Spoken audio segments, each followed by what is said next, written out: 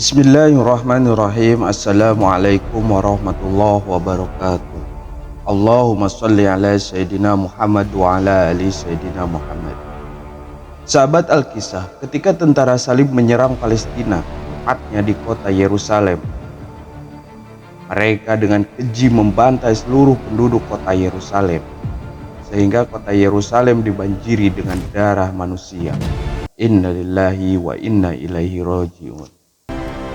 Sahabat Al-Kisah, akan tetapi sebaliknya, apa yang terjadi ketika Yerusalem kembali direbut oleh umat muslim? Tidak ada satupun tentara salib yang dibunuh, tak ada perampasan harta, sungguh sangat mulia. Siapakah yang berperan penting dalam penaklukan kota Yerusalem itu? Ya, beliau adalah Salahuddin Al-Ayyubi, atau dikenal dengan Saladin. Sebelum kita lanjut, mari kita sama-sama berdoa, semoga kita selalu ada dalam lindungan Allah Subhanahu wa Ta'ala, dijauhkan dari orang-orang zalim dan orang-orang aniaya. Sahabat Al-Kisah, di balik kisah menuai hikmah, menjadi inspirasi dan pembelajaran buat kita. Sahabat Al-Kisah, siapa Salahuddin Al-Ayyubi? Salahuddin Al-Ayyubi berasal dari bangsa Quraisy. Ayahnya bernama Najmuddin Ayyub dan pamannya Asaduddin Syirkuh. Salahuddin Al-Ayyubi lahir di benteng Tikrit, Irak tahun 532 Hijriah 1137 Masehi.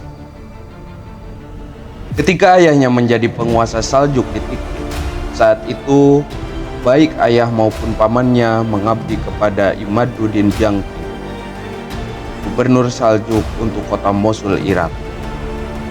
Ketika Imaduddin berhasil merebut wilayah Baalbek, Lebanon, tahun 534 Hijriah, 1139 Masehi, Najmuddin Ayyub, ayahnya Salahuddin Al-Ayyubi, diangkat menjadi gubernur Baalbek dan menjadi pembantu dekat Raja Suriah Nuruddin Mahmud. Nah, selama di Baalbek inilah Salahuddin mengisi masa mudanya dengan menekuni teknik berperang, strategi, maupun politik. Setelah 88 tahun dikuasai serdadu perang salib, kota Yerusalem Palestina akhirnya kembali jatuh ke pangkuan umat Islam.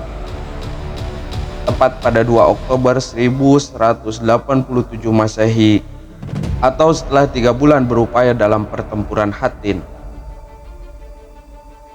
pasukan tentara Islam yang dipimpin Salahuddin Al-Ayyubi berhasil menaklukkan dan membebaskan kota suci itu dari kezaliman dan kebiadaban. Sahabat Al-Kisah, peristiwa tersebut bermula pada 4 Juli 1187 Masehi, di mana kerajaan Yerusalem yang dikuasai oleh tentara salib dalam keadaan lemah karena permasalahan internal, hampir dikalahkan dalam pertempuran Hattin saat itu. Banyak tokoh-tokoh kerajaan tertangkap, termasuk Raja Gai.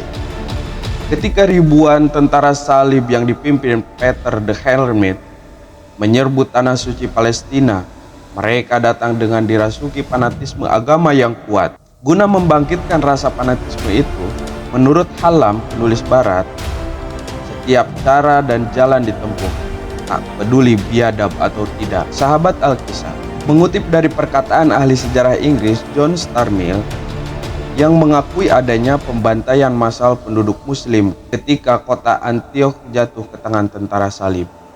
Sahabat Al-Kisah, ketidakberdayaan anak-anak dan kelemahan kaum perempuan tidak dihiraukan sama sekali oleh mereka. Rumah kediaman tidak diakui sebagai tempat berlindung. Tak ada tempat berlindung, kemanapun berlari mereka dibantai. Sahabat Al-Kisah, tak hanya itu, mereka pun menghancur leburkan kota-kota Syria, membunuh penduduknya dengan tangan dingin, dan membakar habis pembendaharaan kesenian dan ilmu pengetahuan yang sangat berharga, termasuk Kutubxanah, perpustakaan Tripolis yang terkenal itu. Sahabat Al-Kisah, lalu ketika Raja Richard I dari Inggris merampas Kastil Ag, umat Islam juga dibantai. Begitu sadisnya, mayat-mayat mereka dan kepala-kepala terpenggal ditumpuk di bawah panggung. Raja Richard pun juga memerintahkan untuk menghukum mati 3.000 umat Islam, yang kebanyakan diantaranya wanita-wanita dan anak-anak.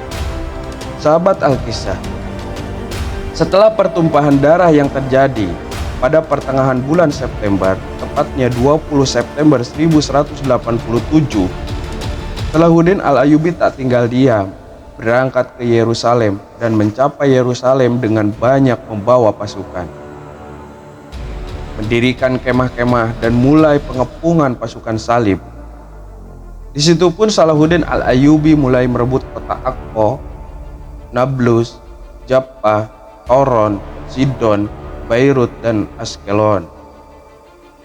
Sahabat Alkisah, pada tanggal 21 September pasukan Salahuddin Al-Ayyubi mulai ke utara dan barat laut karena tembok mulai diserang karena mendapatkan perlawanan sengit dari tentara salib, dan juga benteng kerajaan Yerusalem terbukti terlalu kuat.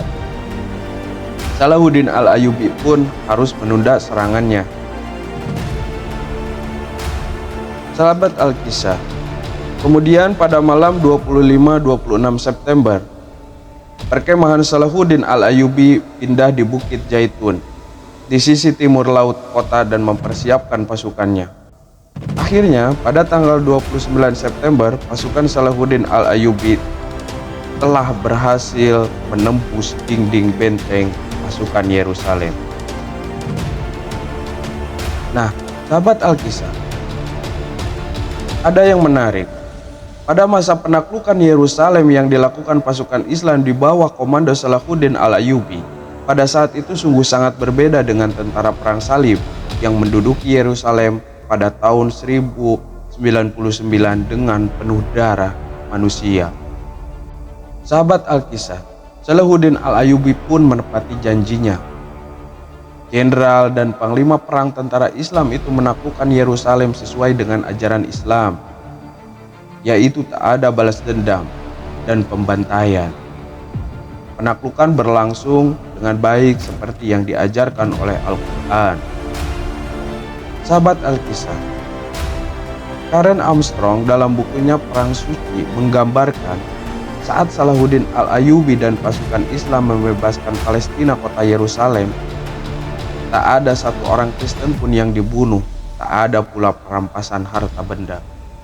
Sahabat Alkisah, pengepungan Yerusalem ini terjadi pada tanggal 20 September 2 Oktober 1187 antara dinasti Ayyubiyah dan kerajaan Yerusalem.